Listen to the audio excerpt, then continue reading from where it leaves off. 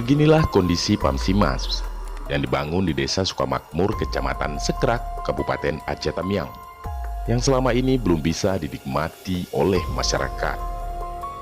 Sumber air yang seharusnya telah bisa dialirkan ke pemukiman, hingga saat ini belum juga dirasakan oleh masyarakat setempat, disebabkan kurang optimalnya daya arus listrik untuk mengoperasionalkan mesin pompa air, sehingga program tersebut terpaksa mangkrak selama 1 tahun lamanya.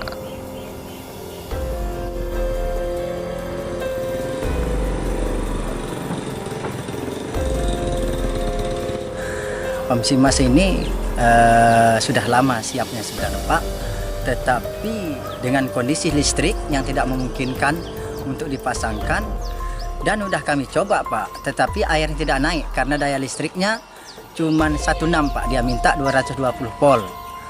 Pelaksana Pamsimas sudah surati PLN, juga kita semalam sudah surati ke kecamatan dan ke ini Pak, langsung saya jumpai Pak Yani. Kita kasih surat juga udah Pak. Yang penting apinya masuk, insya Allah kami berupaya untuk menyalurkannya. Cuman ada beberapa yang terban itu Pak, putus karena longsor.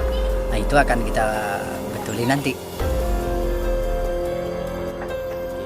Kekecewaan masyarakat terhadap program penyediaan air minum dan sanitasi berbasis masyarakat ini bukan tak beralasan, dengan beranggapan pembangunan program Pamsimas diduga tidak terlebih dahulu berkoordinasi dengan pihak PLN tentang kurangnya kapasitas arus listrik untuk menjalankan mesin pompa air. Mungkin perlu ditambah trafo untuk stack up untuk meningkatkan voltase, ya harus ditaruh fasilitas itu. Ini nanti akan setelah kami beberapa hari ke depan akan kami bicarakan kepada PLN dan pihak terkait. Ditambah lagi kekecewaan masyarakat terhadap pembangunan program Pamsimas yang 30% anggarannya menggunakan dana ADD terkesan dibiarkan saja selama 1 tahun lamanya oleh pihak terkait, sehingga masyarakat terpaksa masih mengambil air di sungai secara manual seperti biasanya. Dari Kabupaten Aceh Tamiang, T-News TV, Reki Ilham melaporkan.